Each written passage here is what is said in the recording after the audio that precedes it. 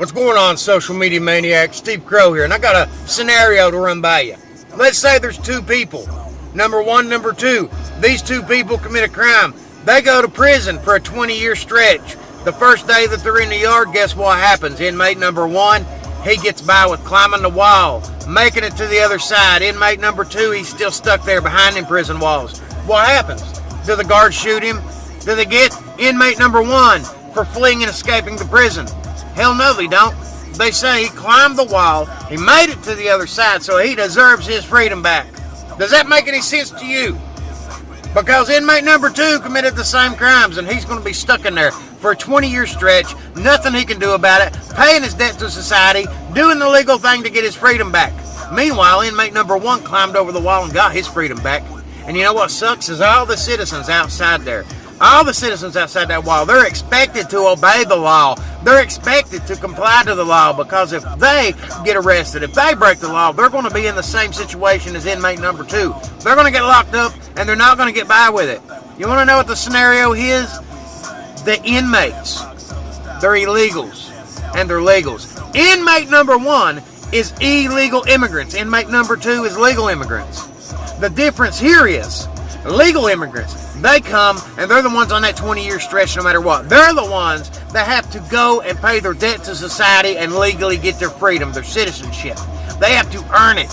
Meanwhile, inmate number one, the illegal aliens, all they got to do is walk across the border, and they're expected to have freedom handed to them, citizenship handed to them, health care, housing, food stamps, child care assistance, the whole 9 yards.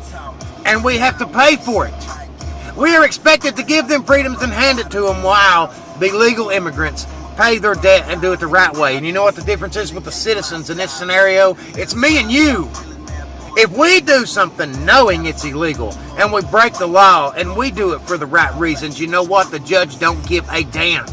He says you knew it was illegal, you did it, you're going to jail. And in a lot of cases, ignorance of the law, you're still going to jail. And this is a big problem here in America, because this is exactly what they're doing to illegal aliens. It's no different than letting the inmates escape over the prison walls and giving them their freedom.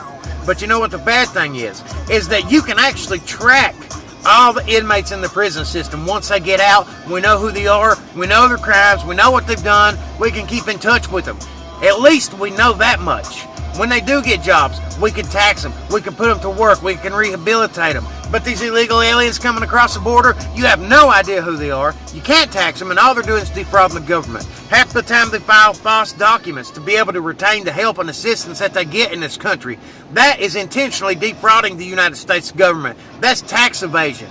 That's defrauding the IRS. All that stuff. If American citizens do it, we don't get deported.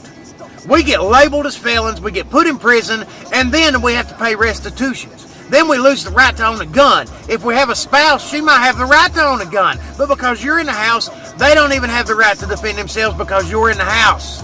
Then you lose the right to vote. Meanwhile, all happens to illegals is they get deported and they walk right across the border again. That's exactly